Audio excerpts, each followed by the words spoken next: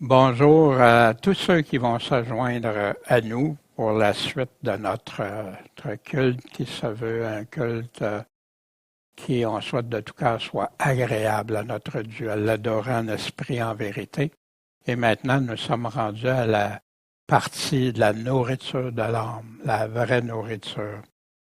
Bien, on poursuit maintenant avec les commandements de Jésus qui se retrouvent partout au travers le Nouveau Testament. Premièrement, les commandements directs que Jésus nous a donnés.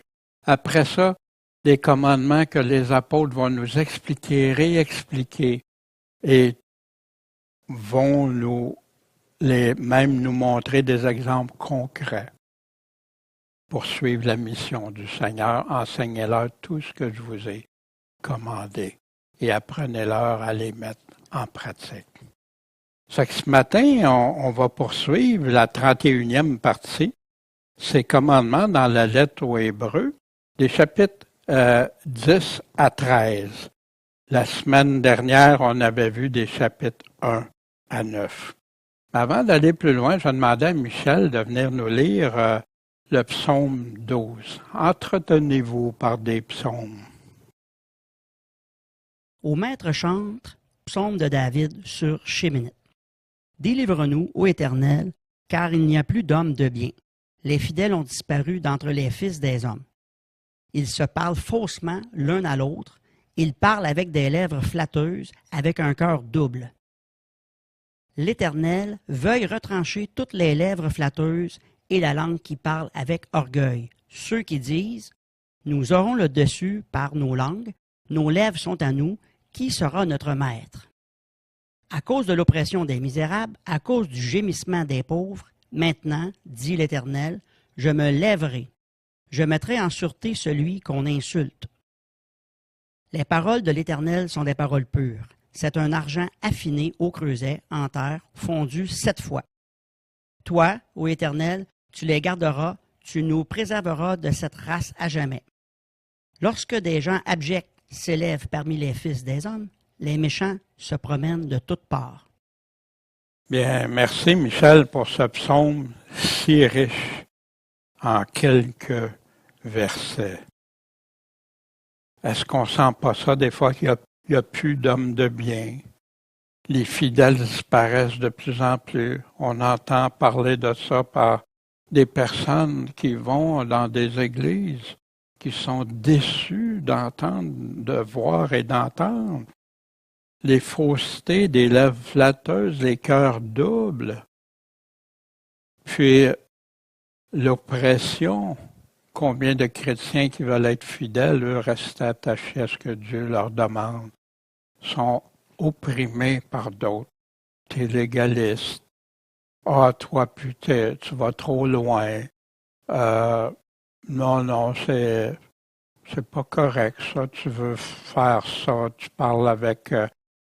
c'est l'amour, l'unité qui passe avant la doctrine. Combien de fois qu'on a entendu ça? Mais il dit, je me lèverai, je mettrai en sûreté celui qu'on insulte. Les paroles de l'Éternel sont des paroles pures, purifiées, épurées. C'est un argent affiné au creuset, en terre fondue 7 fois. Toi, Éternel, tu vas les garder.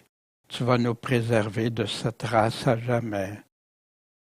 Quand les gens abjects s'élèvent parmi les fils de l'homme, les méchants se promènent de toutes parts. C'est en plein ce que Dieu nous a dit.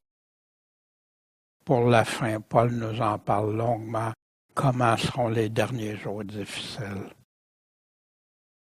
La semaine dernière, on a regardé le chapitre 1 à 9 dans la lettre aux Hébreux.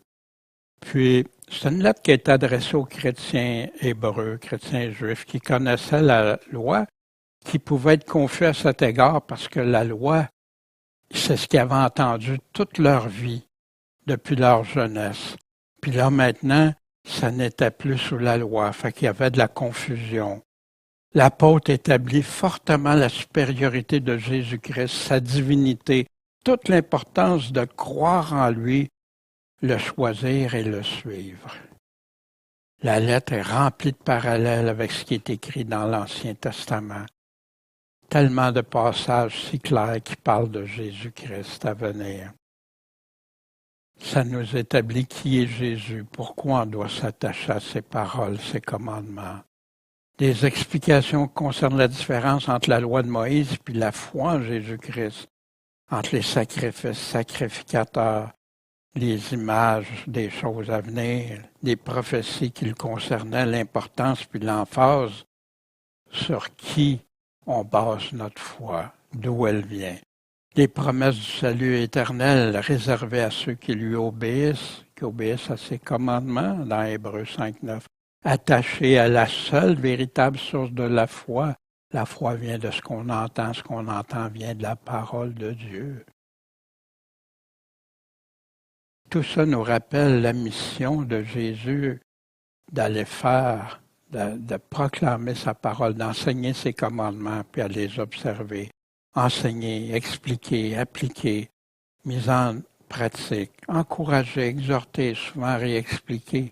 C'est tout ça dans la lettre aux Hébreux. Qui est le seul auteur de notre salut pour ceux qui lui obéissent fidèlement, qui demeurent en lui.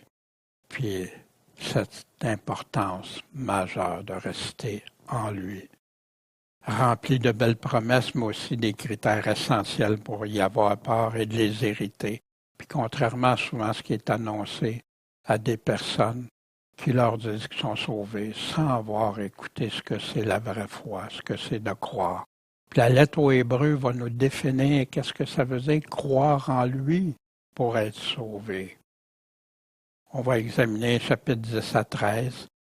La vraie foi véritable par des exemples bibliques concrets de la foi, puis toute son importance pour tous ceux qui sont chrétiens, que parfois on a oublié ou qu'on n'a pas saisi, ou ceux qui veulent devenir chrétiens.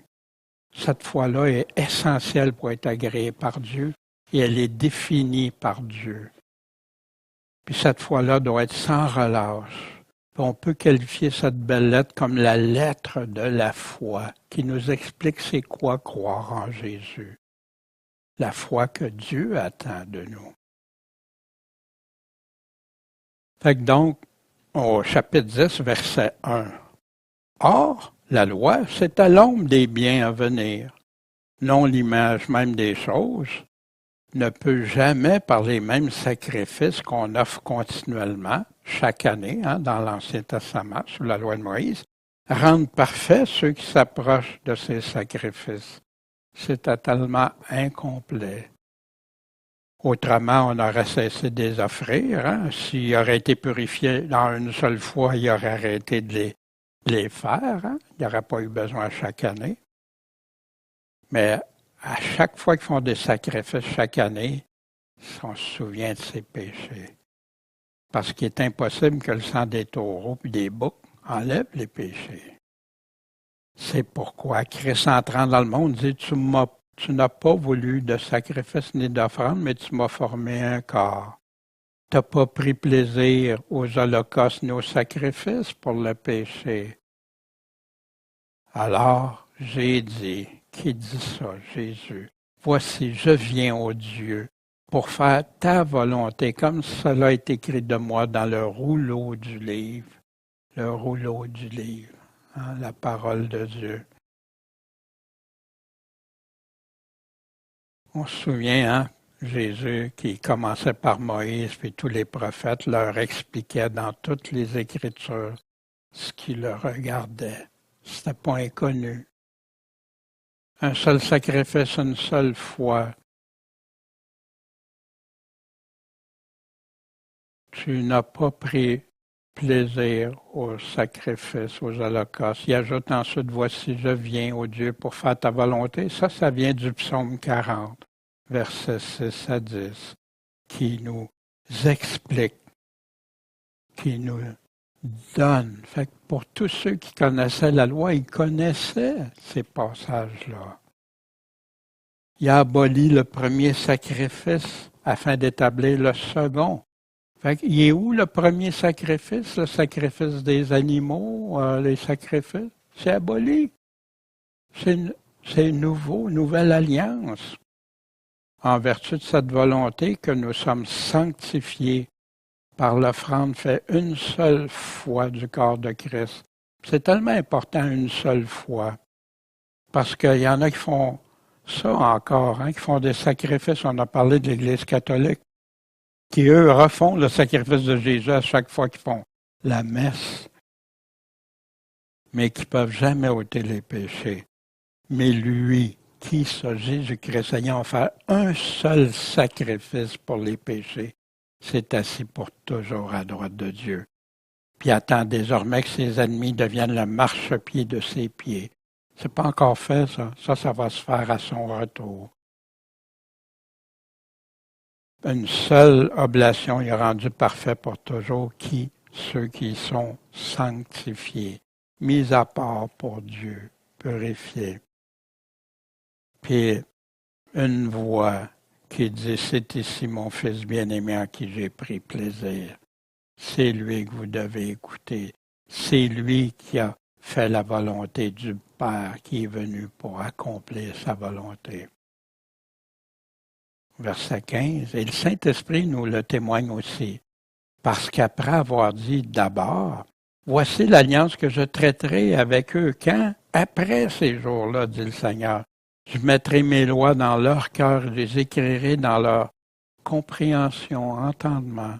Puis ajoute, je ne me souviendrai plus de leurs péchés ni de leurs iniquités. Wow! Quel cadeau! Or, où la rémission des péchés est faite, il n'y a plus d'oblation pour le péché. C'est fait.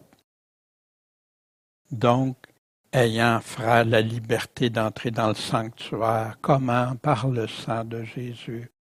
Pour un Hébreu, le sanctuaire, il comprenait très bien ce que c'était. Puis là, un sanctuaire céleste. Pour ça, quand on va au trône de la grâce, où Jésus est assis à la droite, un chemin nouveau et vivant qui a frayé à travers le voile, une autre chose que les Hébreux connaissaient tellement bien, le voile dans le temple, qui s'est déchiré à la mort de Jésus.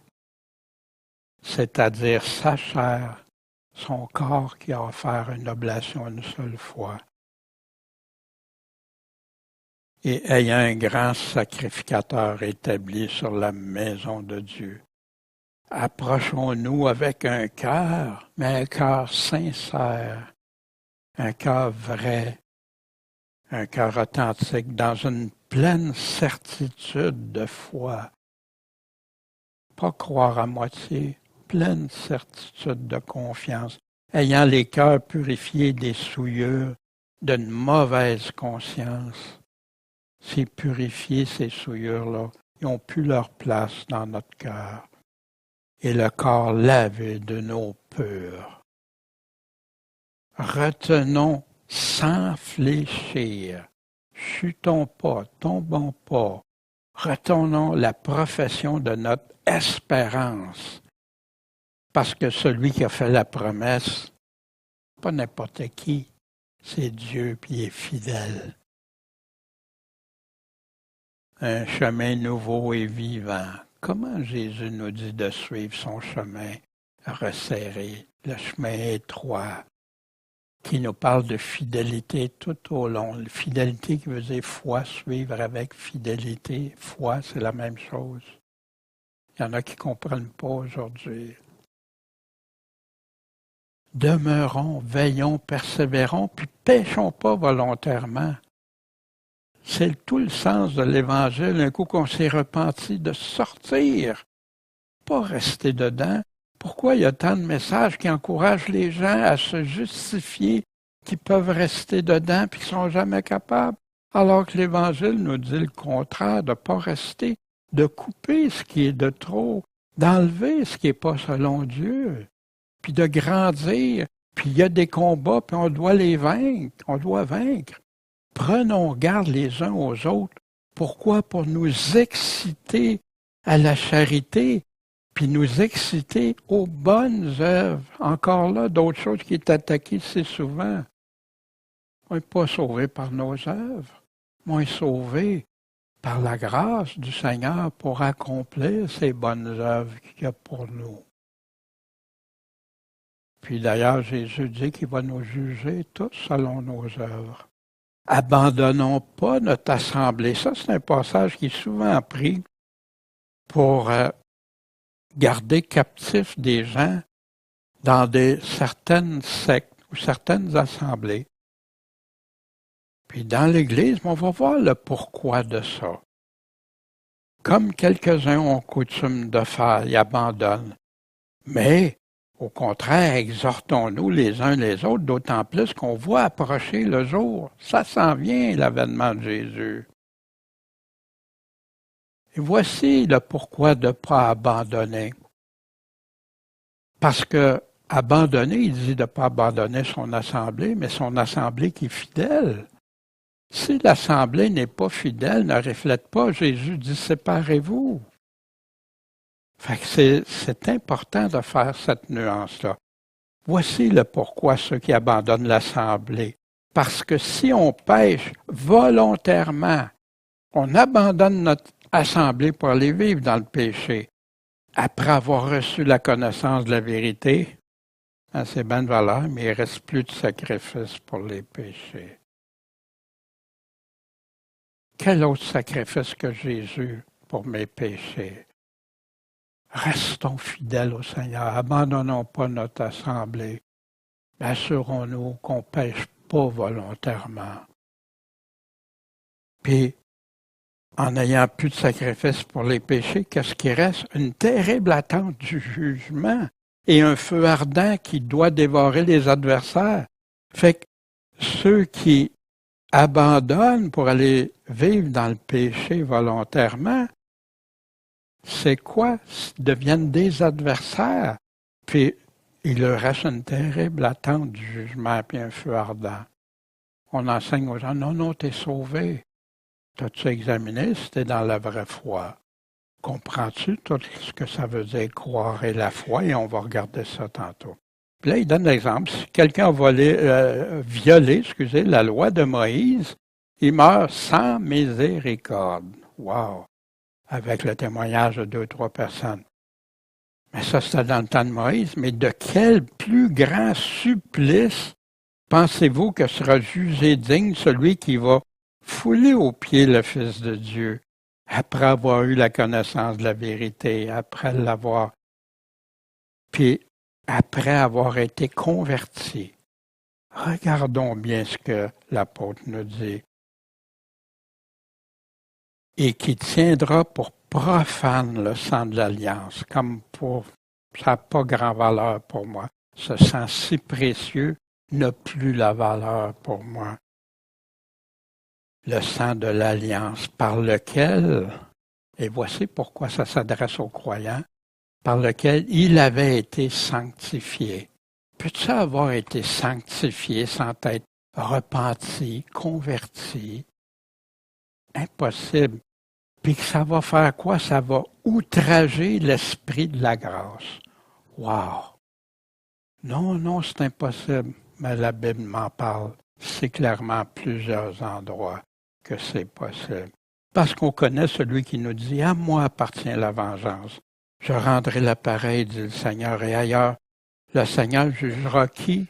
Son peuple. » C'est triste aujourd'hui, on n'entend plus parler de ça. On laisse les gens vivre dans juste les beaux côtés, les belles promesses, sans les avertissements.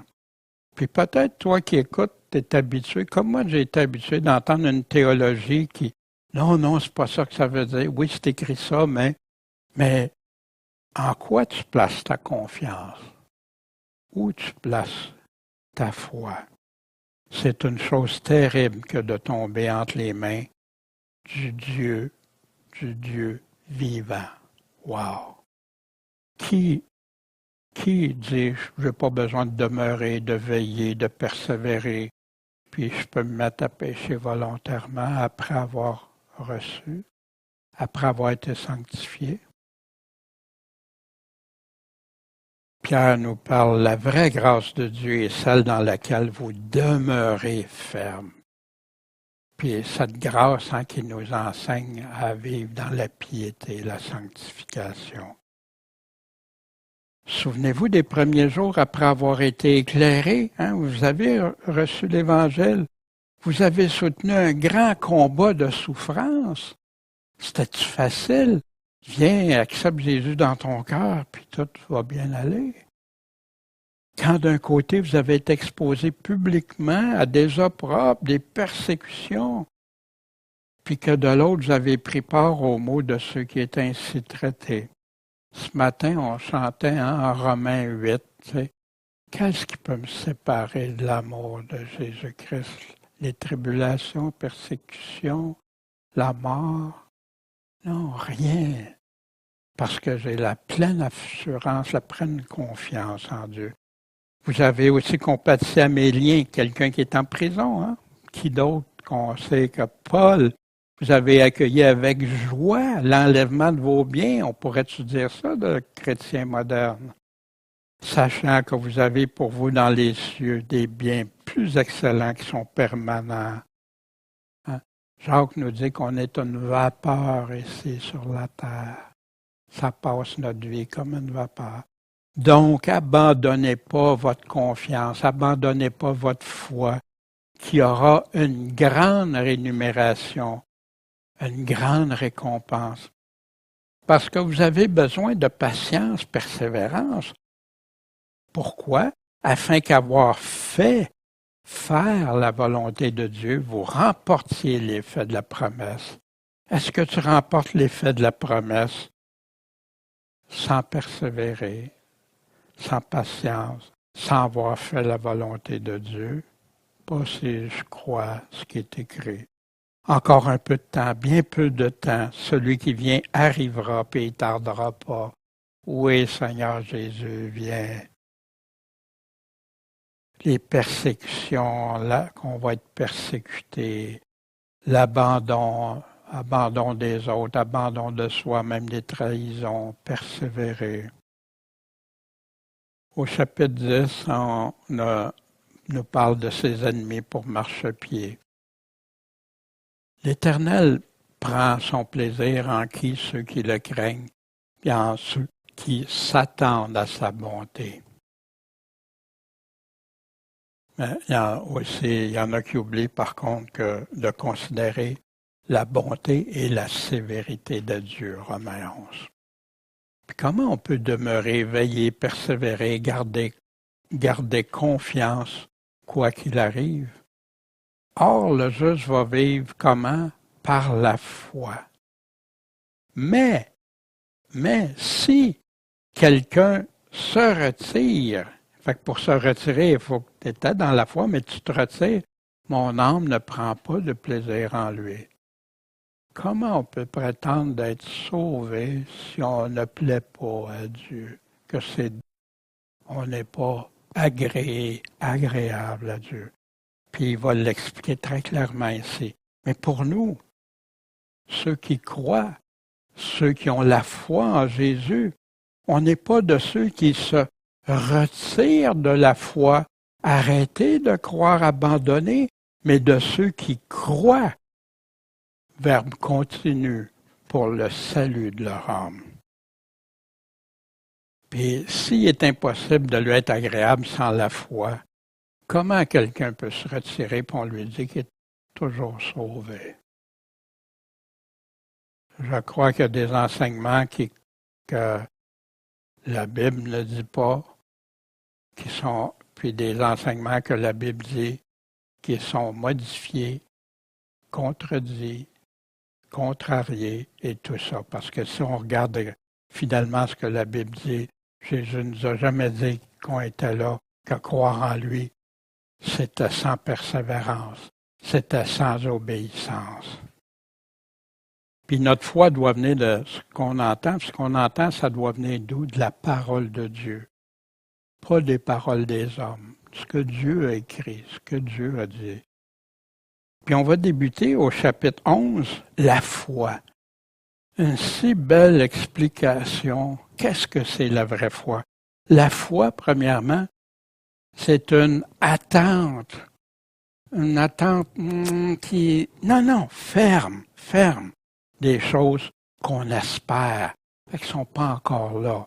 Une démonstration de celles qu'on ne voit pas. Notre foi, on doit vivre en conséquence des choses qu'on ne voit pas, mais qu'on est ferme, attaché, une ancre solide. C'est par elle que les anciens ont obtenu un bon témoignage. Puis il va nous donner plusieurs exemples d'anciens. Par la foi, on sait que le monde a été fait par la parole de Dieu. Jean 1 nous l'explique clairement, de sorte que les choses qui se voient n'ont pas été faites de choses visibles. Qui a vu quand Dieu a créé, qui voyait Dieu? Puis tous les commandements reliés à la création. Mais Jésus a pourtant bien dit à ceux qui croient en lui que car Dieu a tant aimé le monde, le verset le plus cité dans le monde chrétien, qu'il a donné son Fils unique afin que quiconque croit en lui périsse pas, mais qu'il ait la vie éternelle. Ah, tu vois, juste croire, puis c'est correct. On va regarder ça, mais celui qui croit en lui, il n'est pas condamné. Mais celui qui ne croit pas, il est déjà condamné, parce qu'il n'a pas cru au nom du Fils unique de Dieu. C'est quoi croire au nom du Fils unique de Dieu? C'est croire qu'il est Jésus, celui-ci est mon Fils bien-aimé, écoutez-le. L'autorité suprême, celui qui parle et on écoute. Celui qui croit au Fils a la vie éternelle, mais celui qui désobéit, pourquoi le mot désobéir? Parce que croire et obéissance vont ensemble. Ne pas croire et désobéir vont ensemble. Qui désobéit au Fils ne verra pas la vie, mais la colère de Dieu demeure sur lui. C'est pour ça que Jésus dit, celui qui m'aime obéit à mes commandements. Celui qui ne m'aime pas, il n'obéit pas à mes commandements.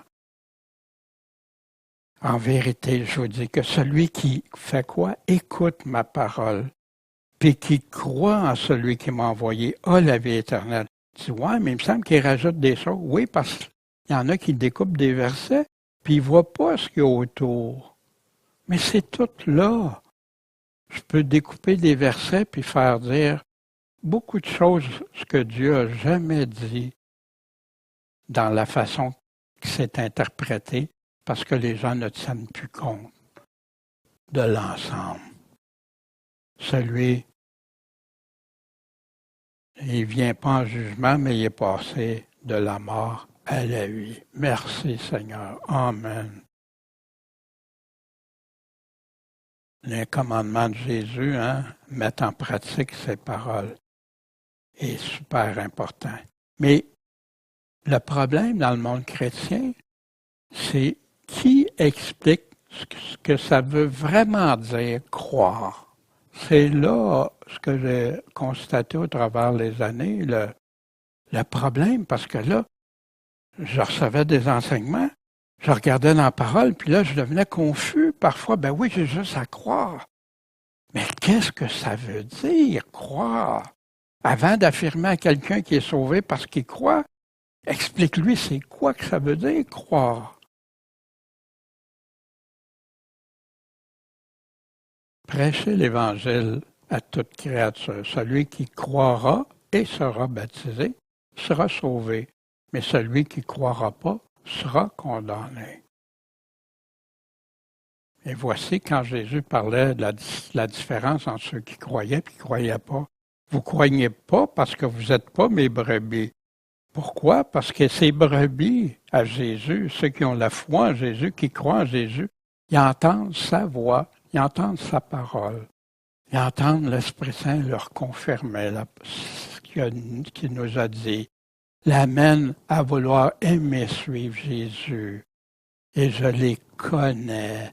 Et elles me suivent. Elles sont mes disciples. Elles mettent en pratique ce que j'ai commandé. Je leur donne la vie éternelle. Elles périront jamais. Puis nul les ravira de ma main.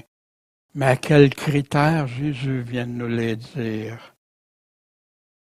Donc, instruisez toutes les nations, baptisez-les au nom du Père, du Fils et du Saint-Esprit, leur apprenant à garder tout ce que je vous ai commandé. Je répète ça souvent, mais c'est si important, si négligé aujourd'hui. On nous présente comme suivre les commandements de Jésus, c'est optionnel ou légaliste. Ou non, c'est Jésus même qui parle. Comment je peux dire je suis chrétien, que je suis Jésus-Christ si je contredis ce qu'il me dit?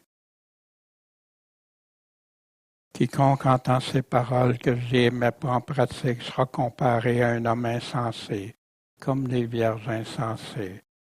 Elle est tombée, sa ruine a été grande. La définition biblique de la foi. Par la foi, Abel a offert à Dieu un plus excellent sacrifice que Caïn. À cause d'elle, il fut déclaré juste. Puis Dieu rendant témoignage à ses offrandes. Puis quoique mort, il parle encore par elle. C'est quoi le elle ici? La foi. On apprend encore d'Abel. On voit qu'il a eu la foi, il a agi, il a cru. Par la foi, Enoch a été enlevé. Puis Dieu l'a enlevé. Pourquoi? Il avait obtenu le témoignage d'avoir été agréable à Dieu. Il est impossible d'être agréable sans la foi. Il faut que quand tu t'approches de Dieu, tu crois que Dieu est, c'est lui. C'est lui l'autorité suprême. C'est lui qui décide. C'est lui qui a établi les règles du jeu, les critères, et qu'il est le rémunérateur de ceux qui le cherchent. Il y en a, savez-vous, il y a beaucoup qui se convertissent puis qui cherchent Dieu après. Ah non, c'est fait. Non, continuellement, on cherche la face de Dieu. Par la foi, Noé, qui a été averti, ça n'était pas encore arrivé, a été rempli de crainte, puis il a construit une arche pour le salut de sa famille. Mais par elle, il a condamné le monde, puis il est devenu héritier de la justice qui est selon la foi. Il a cru, il a agi. Par la foi, Abraham étant appelé, il a fait quoi, Abraham? Il a obéi. La foi va toujours de pair avec l'obéissance. Pour aller au pays, il devait recevoir. Puis il est parti, il ne savait même pas où il allait.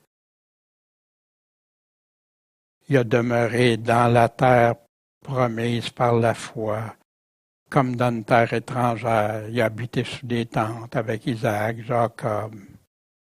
Il attendait la cité qui a des fondements dont Dieu est l'architecte et le fondateur.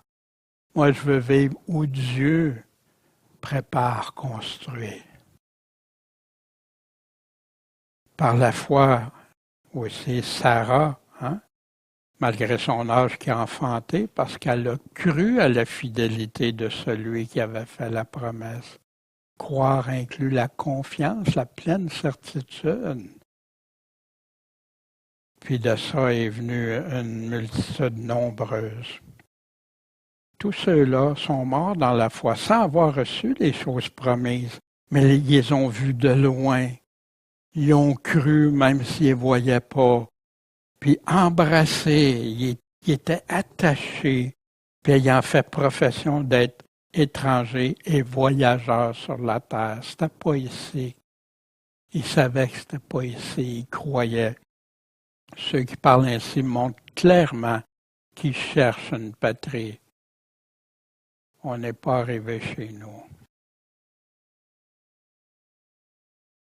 Il aurait eu le temps d'y retourner, s'il pensait, il se serait souvenu de celle qu'il y avait.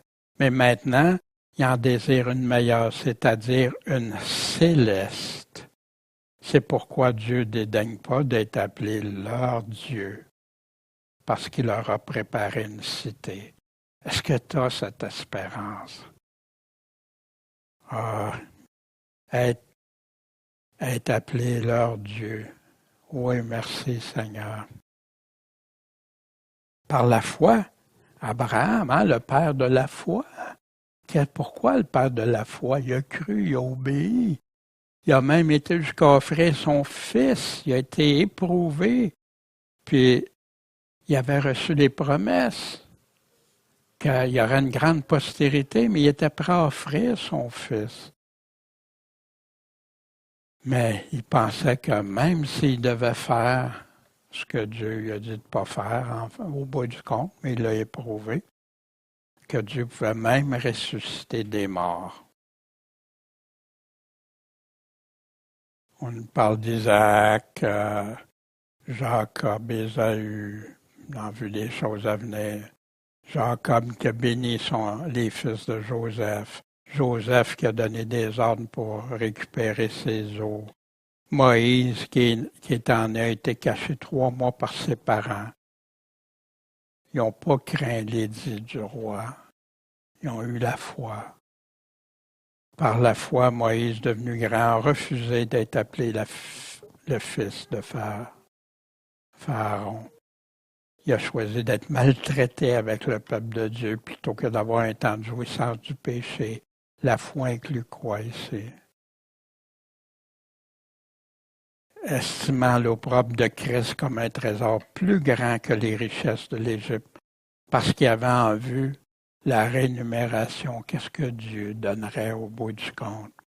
Par la foi, il a quitté l'Égypte sans craindre la colère du roi.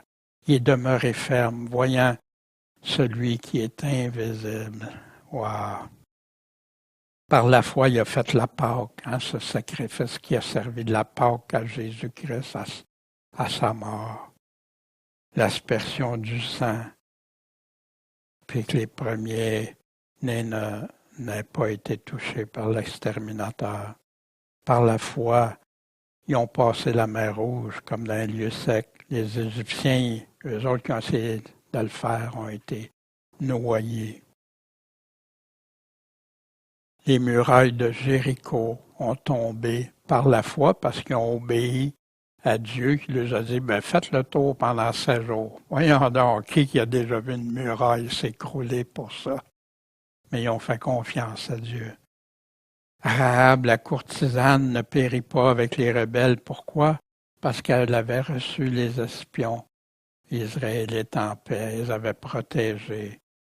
Puis, il voulait parler, le temps me manquerait pour parler de Gédéon, Barak, Samson, Jephthé. Histoire très intéressante. En passant, je vous invite, si vous allez écouter les messages qu'on a fait Hébreux en 2019-2020, il y a toute une série de messages qui expliquent plus en détail de Samuel, des prophètes, etc., qui par la foi, ils ont vaincu des royaumes, ils ont exercé la justice, ils ont obtenu des biens promis, ils ont fermé la gueule des lions, ils ont éteint la force du feu. Pensez les 3 amis de Daniel ont échappé au tranchant guéris de leur maladie, ont été vaillants à la guerre, ont mis en fuite des armées étrangères avec si peu de ressources, comme ça s'est passé dans les années récentes, quand Israël avait réussi à reconquérir Israël et Jérusalem. Les femmes recouvrèrent leur mort par la résurrection. Tout ça, wow, c'est des belles choses.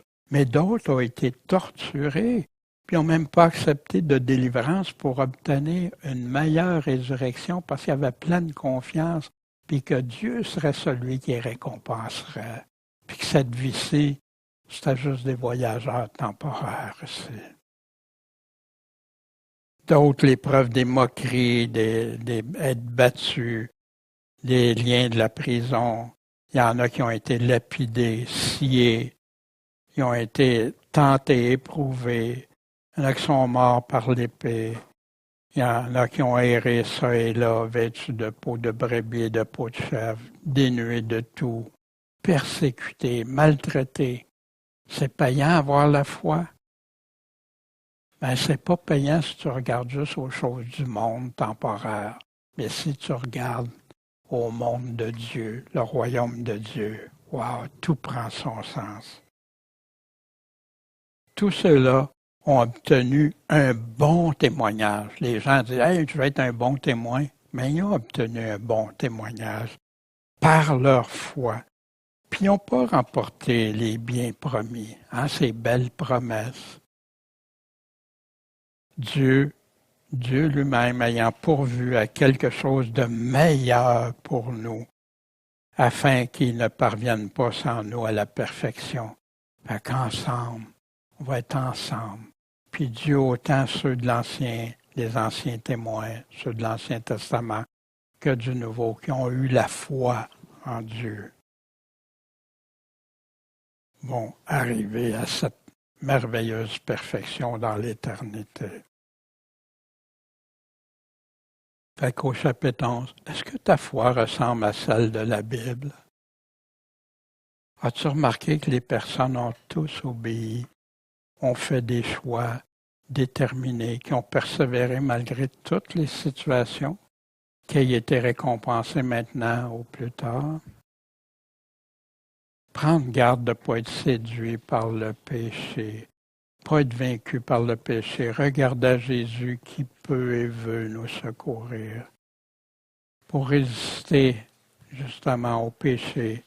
Donc, ainsi, nous autres aussi, comme eux autres, la foi, ceux qui ont la foi, qui avaient la foi, étant environnés d'une si grande nuée de témoins, plein de témoins, rejetant tout fardeau. Mon joug est léger, fardeau léger à Jésus. Et le péché qui nous enveloppe si aisément, il y en a qui comprenaient le péché qui nous contrôle si aisément. Non, qui nous entoure, qui est autour de nous autres. Courons avec constance dans l'arène qui nous est ouverte. Quelle est cette arène-là, cette foi-là?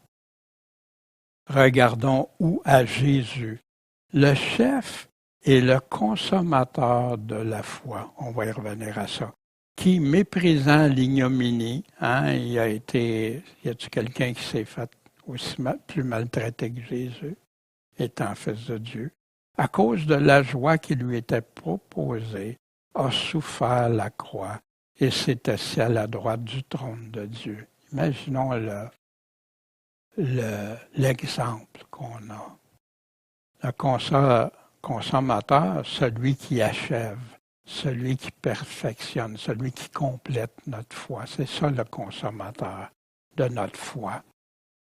C'est pourquoi considérer celui qui a souffert de la part des pécheurs, une si grande contradiction. Y a-t-il été contredit, Jésus, tellement détesté, rejeté, méprisé, afin que vous ne succombiez pas en laissant défaillir vos âmes. Imaginez, Jésus a passé au travers de ça. Il s'est concentré sur quoi? La joie qui lui était proposée. Nous aussi, on a une joie qui nous est proposée. Mais succombez pas, comme Jésus, succombez pas. Ouais, mais Jésus nous offre, toute puissance m'a été donnée. Allez, je suis avec vous tous les jours jusqu'à la fin du monde. Vous n'avez pas encore résisté jusqu'au sang, vous, comme Jésus, en combattant contre le péché. Fait que Jésus n'a jamais péché, mais Jésus a combattu contre le péché, contre nos péchés, pour remporter. Vous avez oublié l'exhortation qui vous a été adressée comme à des fils. Mon fils, méprise pas le châtiment du Seigneur. Perds pas courage quand il te reprend. Ça, on n'aime pas ça, être repris, corrigé, puis tout ça. Mais pourtant, Dieu nous reprend. Parce que le Seigneur, il châtie qui? Celui qu'il aime. Puis il frappe de ses verges tout fils qui le reconnaît. Ben non, Jésus a tout payé pour moi, fait que, ben non. Non. Si Tu es enfant de Dieu, Dieu nous corrige. Dieu nous amène à se repentir tout au long de notre vie sur des choses qu'on se rend compte au fur et à mesure. Puis il va le faire de différentes façons. Si vous souffrez de châtiment, Dieu se présente à vous comme des fils. Parce que c'est qui le fils que son père ne châtie pas? Puis là, il complète. Mais si vous êtes exempt du châtiment auquel qui se fait corriger, qui reçoit des châtiments? Tous les chrétiens, tous ceux qui aiment Dieu. Donc, vous êtes des bâtards, hein, le terme qui était utilisé autrefois, c'est illégitime. Des enfants illégitimes, hein, qui n'étaient pas selon ce qu'ils devaient être. Vous n'êtes pas des fils légitimes. Fait que quand on veut se rebiffer quand Dieu nous corrige, c'est contre Dieu.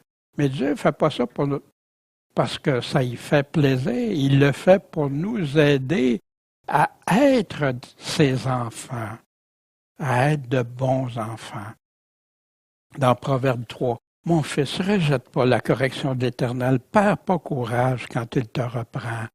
L'Éternel châtie celui qu'il aime, comme un père l'enfant qu'il chérit. » Qui c'est qui corrige pas son enfant quand il voit que son enfant fait des choses dangereuses, qui fait des affaires qui vont lui nuire toute sa vie, des comportements ou des choses? Heureux l'homme qui a trouvé la sagesse et qui avance dans l'intelligence. Amen, selon Dieu. Donc, reconnais en ton cœur que l'Éternel, ton Dieu, te châtie. D'où ça vient, ça? De la loi que les Hébreux connaissaient bien. Il châtie comme un homme châtie son enfant. Garde, tu veux éviter ces châtiments-là, garde les commandements de l'Éternel, ton Dieu, pour marcher dans ses voies et pour le craindre. Aujourd'hui, marcher dans le chemin étroit de Jésus-Christ. Ceux qui m'aiment gardent mes commandements. La foi véritable, nos pères, selon la chair, hein, ils nous ont châtiés, puis on les a respectés. Est-ce qu'on ne serait pas beaucoup plus soumis à qui? Au Père des esprits pour avoir quoi? La vie. Le résultat de tout ça, c'est pour avoir la vie. Mais quand tu dis à quelqu'un qui est sauvé, toujours sauvé, puis qui n'a aucun effort à faire, alors que la Bible nous dit « Faites tous vos efforts », nos pères nous châtiaient pour peu de jours, comme ils le trouvaient bon, mais Dieu, lui, nous châtie pour notre avantage. Dans quel but? Pour qu'on participe à sa sainteté, à être mis à part pour lui, marcher comme lui veut. Il est vrai que tout châtiment ne paraît pas sur le moment un sujet de joie, mais de tristesse. Mais ensuite, il produit un fruit paisible de justice pour ceux qui ont été ainsi exercés. C'est un cheminement, ça, la correction que le Seigneur nous a. Donc, fortifiez vos mains languissantes et vos genoux affaiblis. Faites à vos pieds un chemin droit. Restez sur son chemin droit afin que ce qui cloche ne se dévoie plus, mais plutôt soit guéri. C'est pour ça la correction du Seigneur. C'est pour ça que Dieu nous corrige. Parce qu'il nous aime et il ne veut pas qu'on s'en aille dans la voie de la perdition. Recherchez la paix avec tous. Tant que ça nous regarde, on peut essayer de chercher la paix. Mais chercher la paix, ça ne veut pas dire de faire des compromis avec l'Évangile, de faire des compromis. Non. Recherchez la paix, puis tant que ça dépend de vous. Et la sanctification, la mise à part pour Dieu, sans laquelle personne ne verra le Seigneur. Puis veillez à ce que personne de vous ne se prive de quoi? De la grâce de Dieu. Ben voyons donc se priver de la grâce de Dieu. À ce qu'aucune racine d'amertume poussant dehors ne vous trouble et que plusieurs en soient infectés. Comment ça peut pousser des racines d'amertume? Puis se priver de la grâce de Dieu, Jésus nous l'a expliqué, hein? Celui qui devait 10 000 talents au roi. Ceux qui ne pardonnent pas, vous allez être pardonnés comme vous pardonnez. Si vous ne pardonnez pas, vous ne serez pas pardonnés. Puis ça peut amener de la haine dans une assemblée, puis de l'amertume. Est-ce qu'il n'y ait pas de fornicateur?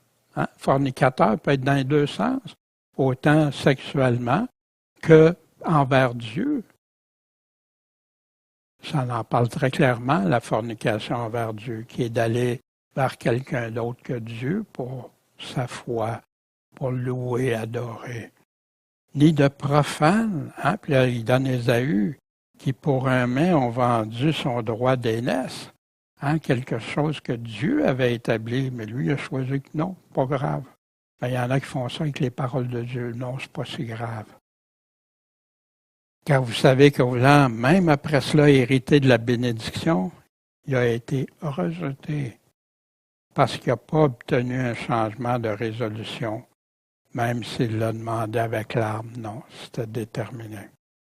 Se priver de la grâce de Dieu, pas t'en priver, c'est ce que Paul, le contexte, disait, fortifie tes mains languissantes, fais un chemin droit, règle pour que ça marche, ça soit guéri. Recherche la paix, recherche la sanctification. Veille à ce que personne ne se prive de la grâce de Dieu, aucune amertume. Pas de fornicateur, pas de profane. Puis, comme dans le chapitre 12, prenez garde de ne pas mépriser celui qui vous parle. Comment on va échapper encore moins qu'eux autres dans l'Ancien Testament, nous qui nous détournons de celui qui parle des cieux? Il y en a qui, non, moi j'aime les paroles de Dieu, la Bible, oui, la Bible, mais ils ne mettent pas en pratique ces paroles. Les commandements, pardonner, la sanctification. S'il y a quelque chose qui est une occasion de chute pour ton âme, coupe-le, jette ça loin. Veiller, pas de fornication. La foi espère ce qu'elle ne peut pas voir. On voit qu'au travers les lunettes de la foi, un chrétien, la foi voit bien au-delà. Veillez, demeurez ferme dans la foi, agissez courageusement, fortifiez-vous. Prévoir de vivre avec mon Créateur, la vie éternelle, ses promesses, l'espérance, la délivrance, le vrai but de Dieu pour nous. C'est pour ça que tout ce qui peut arriver entre-temps, rien ne nous séparera de l'amour de Christ.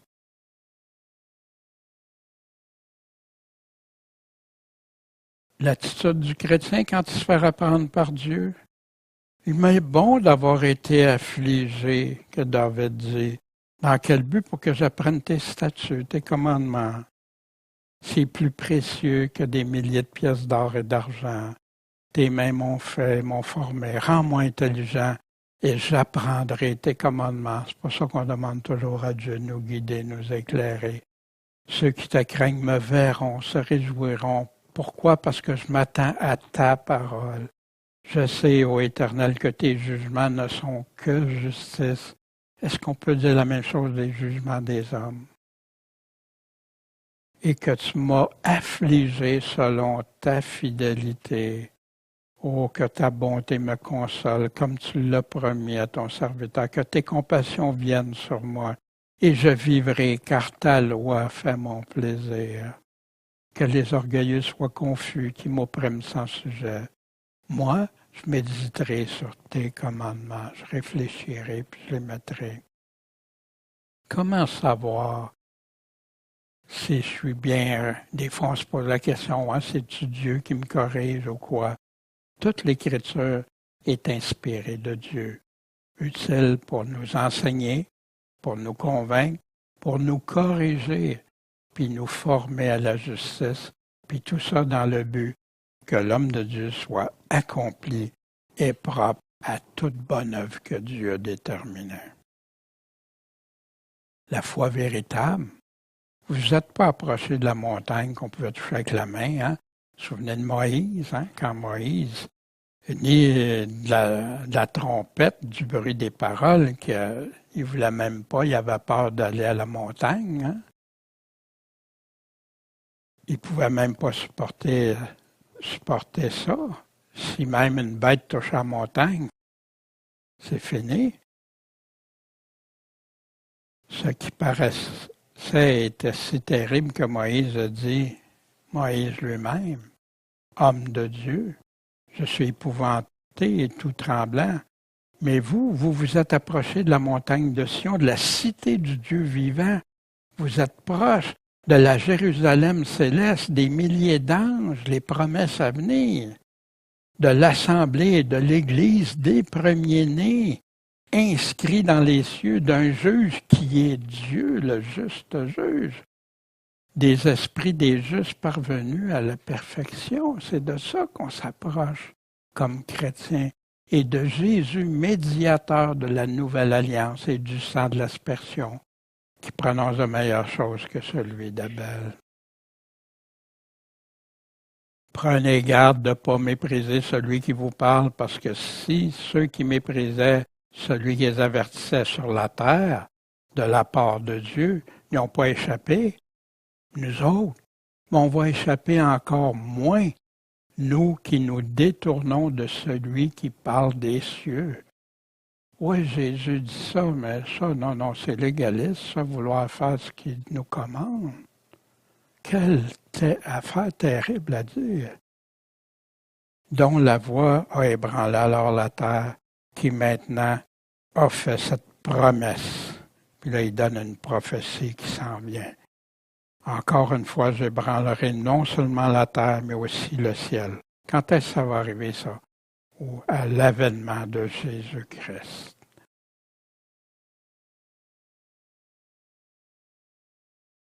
Vous n'êtes pas approché de la montagne qu'on pouvait toucher, qui est embrasée par le feu, nuée, tempête et ténèbres. Il ne pouvait pas l'entendre. Et c'était trop terrorisant pour eux. Imaginez Moïse, homme de Dieu, était terrorisé. Imaginez le peuple. Il ne pouvait pas supporter ça. Moïse, qui est ici, ces passages sont répétés, mais c'est tellement important, puis je vous invite à les réexaminer.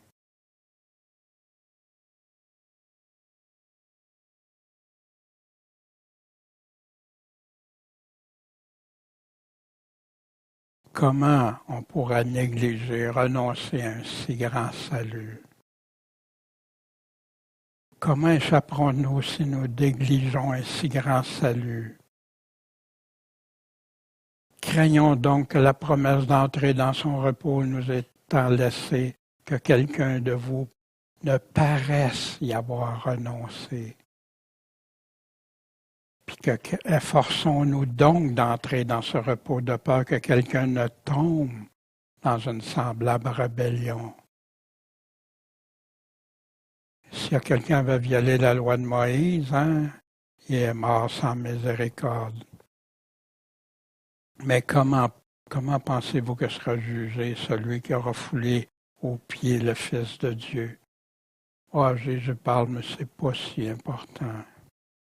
Et qui tiendra pour profane le sang de l'Alliance, qui continue à vivre comme si ça n'avait rien coûté à Jésus, par lequel il avait été sanctifié, qui outragera, qui l'Esprit de grâce. Wow! Qui a le goût de outrager l'Esprit de grâce. Puis ces personnes-là, ces chrétiens qui ont abandonné, qui se font rassurer, qui se font dire, ben non, tu es toujours sauvé. Mais c'est pas ce que je lis quand je lis le Nouveau Testament partout. Prenez garde de ne pas mépriser celui qui vous parle. Nous échapperons encore moins, nous qui nous détournons de celui qui parle. Il parle comment? Par ses paroles, ses commandements. Conservez la grâce, On a ça dans le psaume 50. Hein? Ici, si j'avais faim, je t'en dirais rien. Hein? Des offrandes, des sacrifices. Le monde, avec tout ce qui renferme, c'est à moi. Est-ce que je mangerais la chair des taureaux, le sang des boucs? Offre à Dieu le sacrifice de louange et accomplis tes vœux envers le Très-Haut. Seigneur, je te donne ma vie. Invoque-moi au jour de la détresse. Je te délivrerai et tu me glorifieras. Mais Dieu dit aux méchants, qui est méchant? Celui qui fait le contraire, qui n'accomplit pas ses vœux. Est-ce à toi de réciter mes lois et d'avoir mon alliance dans la bouche? Toi qui haïs la correction et qui jettes mes paroles derrière toi? Quand tu vois un larron, tu te plais avec lui, puis ta part est avec les adultères. Puis adultère, encore là, peut être adultère dans les deux sens, envers Dieu ou sexuellement. Tu laisses aller ta bouche au mal, ta langue trame la fraude. Tu ne dis pas la vérité. Quand tu t'assis, tu parles contre ton frère. Hein? Tu diffames le fils de ta mère. Voilà ce que tu as fait, je me suis tué. Tu as cru que j'étais vraiment comme toi? Je te reprendrai. Je mettrai le tout devant tes yeux. Le jugement vient. Comprenez donc cela, vous qui oubliez Dieu. Fait qu'il connaissait Dieu, mais il l'oublie de peur que je ne déchire, puis que personne ne délivre. Celui qui offre pour sacrifice la louange m'honore, et celui qui règle sa voie, à lui je lui ferai voir le salut de Dieu. Partout dans la Bible. Chapitre 12, est-ce qu'on est entouré du péché ou plutôt piégé dans le péché? Il y a une grosse différence.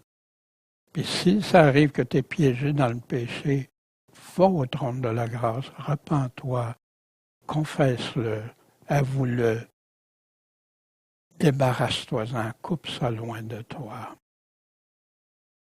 Produis-tu des fruits paisibles de justice? Vis-tu dans la justice du royaume de Dieu? Comment fais-tu pour marcher sur le chemin étroit? Te prives-tu de la grâce de Dieu? C'est pas juste ceux qui vont dire Seigneur, Seigneur, puis j'ai sa grâce qui vont l'avoir.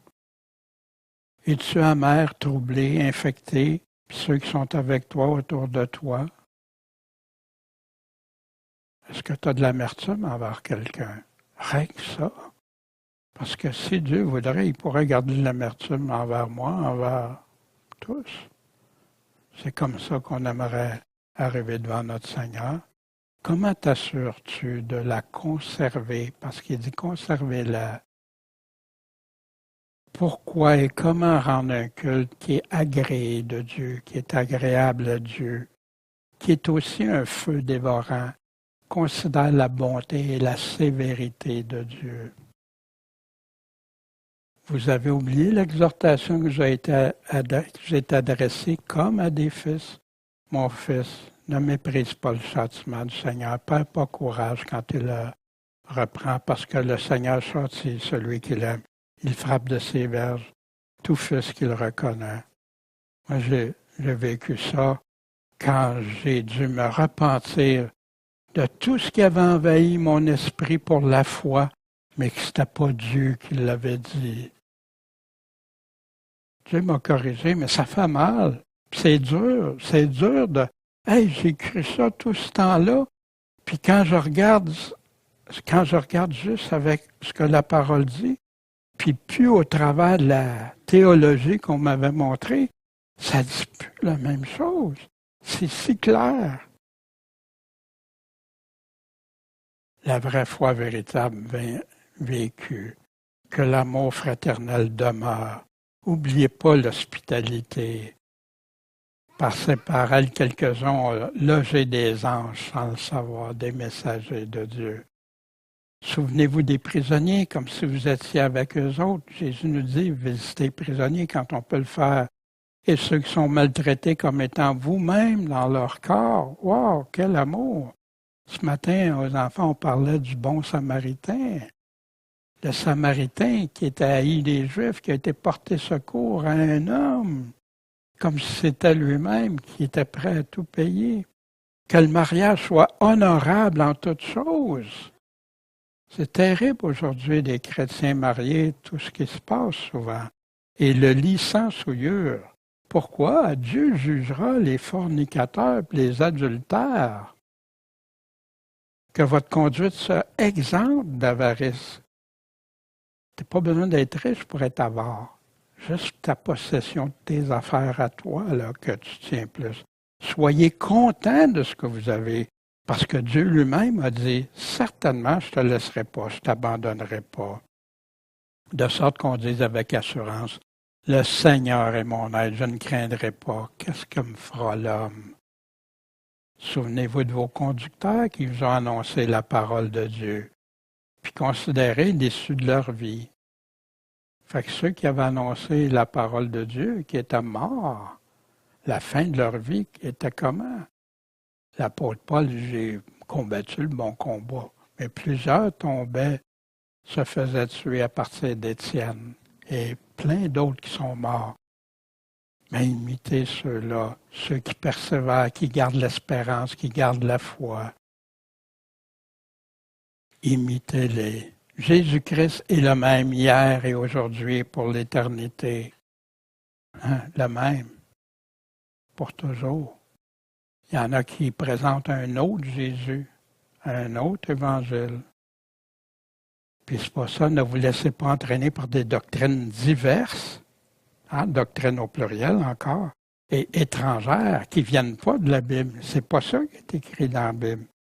Parce qu'il est bon que le cœur soit fermé par la grâce, amen, et non par des préceptes sur les viandes qui ont servi à rien de ceux qui les ont suivis. Puis ici, l'apôtre mentionnait ça parce que pour un juif, c'était si important l'histoire des viandes et tout ça dans la loi de Moïse. Est-ce qu'on peut être entraîné, rempli, se faire séduire, suivre, croire, participer à des doctrines diverses, hein, qui, plusieurs, ou seulement la doctrine de Christ, il y a tellement de confusion, de division, de tiédeur, trop dur à comprendre, l'abandon de la parole de Dieu. Tout ce qui ne sort pas de la bouche de Dieu, puis que tu es prêt à baser ta foi dessus, c'est ça une doctrine étrangère. Une doctrine qui diverge de la parole de Dieu. Es-tu prête à mettre ce poison-là dans ta foi? Puis avant de conclure, une image qu'on représentait souvent, faire le tour des paroles de Dieu. Découpe pas les versets comme c'est rendu la mode. Avant, il n'y avait pas de chapitre, il n'y avait pas de versets, c'était des lettres complètes. D'ailleurs, la lettre aux Hébreux, je te recommande de la lire sans t'arrêter au chapitre, au verset. Arrête où tu veux, mais fais les liens entre. On examine le texte, on examine dans quel contexte est le texte, puis on regarde le pantexte partout où ça parle du même sujet. Juste après ça qu'on peut conclure que la Bible dit ça. On a un autel dont ceux qui servent dans le tabernacle n'ont pas le pouvoir de manger le corps des animaux, le sang porté. Fait que là, il revient à l'Ancien Testament. C'est pourquoi si Jésus, afin de sanctifier le peuple par son propre sang, a souffert en dehors de la porte. Il n'est pas mort dans le temple, Jésus. Donc, sortons hors du camp pour aller à lui en portant son opprobre. Parce qu'on n'a pas ici-bas de cité permanente, mais nous cherchons celle qui est à venir. Donc, offrons sans cesse à Dieu par Jésus un sacrifice de louange. Puis louer le Seigneur, ça peut nous coûter quelque chose. Ça peut se faire rejeter, de remercier Dieu, d'être là pour le louer, lui donner sa pleine autorité, qui il est dans notre vie. C'est-à-dire le fruit qui confesse son nom. Quand on avoue le nom de Jésus, on ne peut pas être tiède. On ne peut pas être caché. On ne peut pas faire semblant. On est des vrais témoins. N'oubliez pas la bienfaisance et la libéralité, être généreux, car Dieu prend plaisir à de tels sacrifices. Puis oui, ça peut nous coûter quelque chose de se priver de quelque chose, de nos bebelles, de quelque chose pour aider quelqu'un.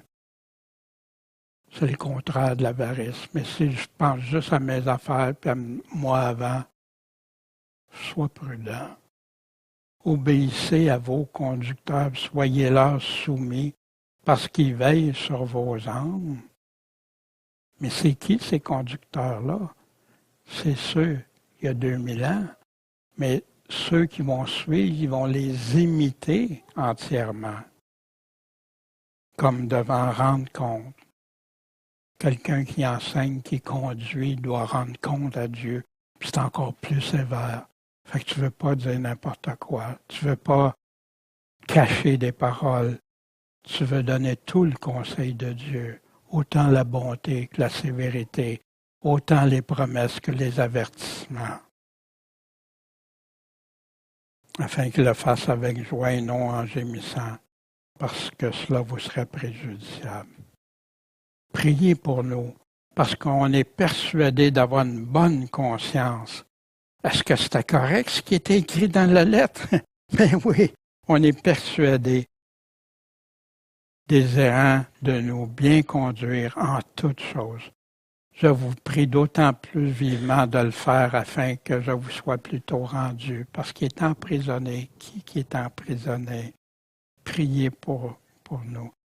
Or que le Dieu de paix qui a ramené d'entre les morts le souverain pasteur des brebis, celui qu'on suit, qu'on écoute la voix, notre Seigneur Jésus par le sang d'une alliance éternelle, qui vous rende accomplis en quoi? En toute bonne œuvre, afin que vous fassiez sa volonté. C'est quoi faire la volonté de Dieu? Accomplis toute bonne œuvre qu'il te demande de faire, faisant lui-même en vous ce qui est agréable devant lui. Laisse-toi transformer, conduire par Dieu, écoute sa voix, par Jésus-Christ, à qui soit la gloire au siècle des siècles. Amen. Cette parole est certaine, que Paul disait à Tite, et je veux que tu établisses fortement ces choses, afin que ceux qui ont cru en Dieu s'appliquent à quoi? À pratiquer les bonnes œuvres. Voilà les choses qui sont bonnes et utiles aux hommes. Il y a tellement de guerre contre les œuvres. Il y en a qui ne comprennent plus ce qu'ils parlent. Frères, je vous prie de supporter cette parole d'exhortation. Pourquoi? Je vous ai écrit en peu de mots. 13 chapitres. Imaginez, puis les gens trouvent ça trop long. Imaginez, en peu de mots, comment vous pensez qu'ils recevaient ces lettres-là, qu'ils lisaient, qu'ils relisaient, qu'ils méditaient, puis qu'ils regardaient. Vous savez que notre frère Timothée est délivré, hein? Timothée, compagnon de Paul. S'il vient bientôt, je vous verrai avec lui. Saluez tous vos conducteurs et tous les saints. Ceux d'Italie, à Rome, vous saluent. La grâce soit avec vous tous. Amen. Dans cette lettre de peu de mots, où on retrouve des encouragements, des promesses, des avertissements, des corrections, des conséquences, où on voit la supériorité de Christ, son sacrifice qui peut nous accorder le salut pour tous ceux qui lui obéissent, son Nouveau Testament, son alliance, le choix de deux royaumes, le Dieu de ce monde ou celui du véritable Dieu. Donc, croire en lui, la foi, comme Fils de Dieu, avec sa pleine autorité, toute puissance, sa toute puissance, en croyant toutes ces paroles. Je ne peux pas découper ces paroles et dire que je crois en lui parce que j'aime pas ce qui est écrit ou que ça contredit ma théologie. L'obéissance à tous ces commandements, c'est le commandement de la mission que Jésus a confiée, enseigner la mise en pratique de tous ces commandements. La foi, c'est la pleine confiance en Jésus, écouter sa voix puis le suivre. C'est l'espérance, la persévérance, la patience, tout endurer, prêt à tout pour lui, renoncer à soi-même, prendre sa croix. Puis la sanctification, qui est répétée tout au long du Nouveau Testament. Puis encore là, il y en a qui vont prendre la sanctification, on est sanctifié par le sang de Jésus-Christ, puis amen, sans ça, c'est impossible d'être sauvé. Mais après ça, qu'il nous dit de continuer à persévérer puis à rechercher la sanctification. Puis tout ça, c'est ça qui égale la foi en Jésus, avoir la foi, croire en Jésus, puis les promesses qui viennent avec. Si on enlève ces choses-là, est-ce qu'on a vraiment la foi? Paul nous dit, examinez-vous si vous êtes vraiment dans la foi. Plein d'autres passages nous ramènent à ça. On a vu l'amour fraternel. Est-ce qu'il demeure en toi l'hospitalité, les personnes étrangères? Ça ne veut pas dire de ne pas être prudent, là, mais oui, quand on peut accueillir. Comment est-ce qu'on peut se souvenir des prisonniers, de ceux et celles qui sont maltraités?